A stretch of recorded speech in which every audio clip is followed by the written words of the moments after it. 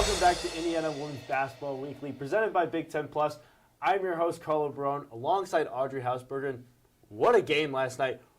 Hoosiers get the dub. What did you like from them? Well, I thought the Hoosiers really fired from all cylinders last night, but what impressed me the most was their offense in the first half. They shot 74% from the field, 64% from the three-point line. Like, when was the last time that you saw numbers that high in either category? Usually it's one or the other, but they locked down both of those, and I think that momentum carried them through the rest of the game. There's one team that can do it. It's definitely the Hoosiers this season. I mean, Indiana's won 5 straight against Ohio State, with 3 of those games being on the road. So, nonetheless, this wasn't a surprising performance, especially with Ohio State being down 2 of their starters. But nonetheless, big win. So, in the win, though, Sarah Scalio, I mean, what can you say about her? Came off the bench, provided a spark that the Hoosiers need. What does her development mean for this team?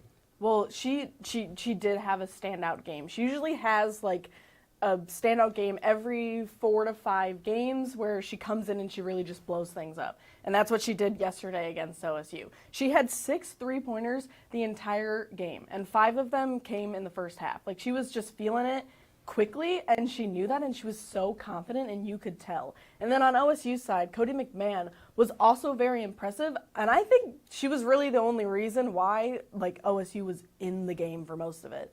So, yeah, and she's a freshman. So let's not forget, Mackenzie Holmes, 33 points last night, career high. I mean, that's ridiculous. 15 of 18 shooting.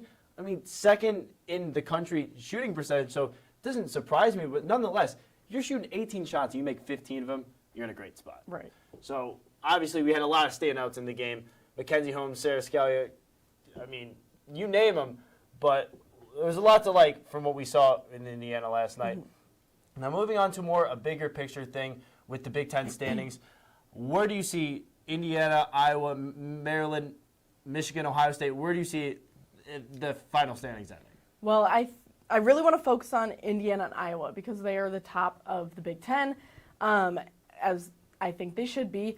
And I think they're going to end tied at the top of the Big Ten. Ooh. I think they will both finish 16-2. The difference will be when Indiana goes to Iowa. Indiana beat Iowa here. I do not think Indiana will beat Iowa in Iowa. I think Iowa takes that game, and they both finish 16-2, and then the rematch of the season will be the Big Ten championship like it was last year, and that will determine who really is the queen of the Big Ten. The Big Ten champion at that point. Yes.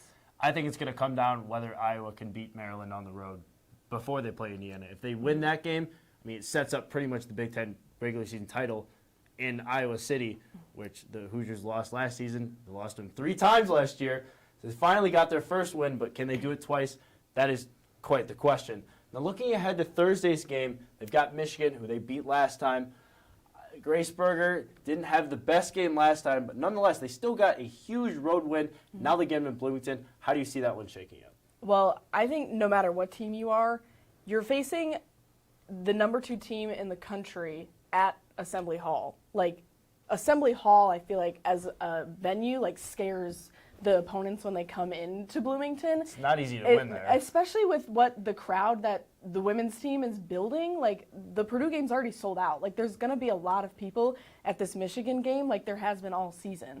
So it's going to be a hard game for Michigan to come in and win. So for the reason, 1, because Indiana is an incredible team, but 2, they're playing in Assembly Hall.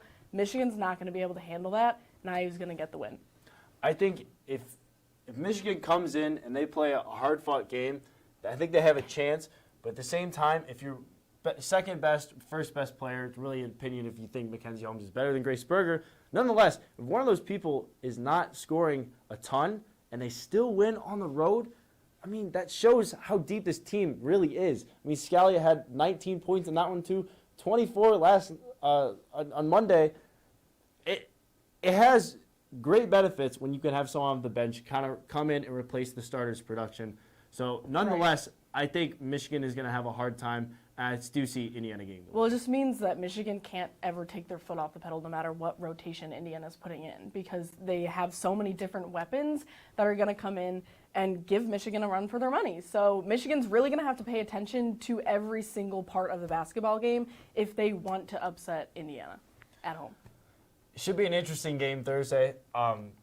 I can't wait to watch it. One of the final ones, unfortunately, for this team at Assembly Hall this year, and what a great year they've been having. Yes. Thank you so much for joining us. Stay up to date on everything Indiana athletics. Check out Indiana on BTN on Twitter. I've been Carlo Barone. And I'm Audrey Hausberger. We'll see you next week.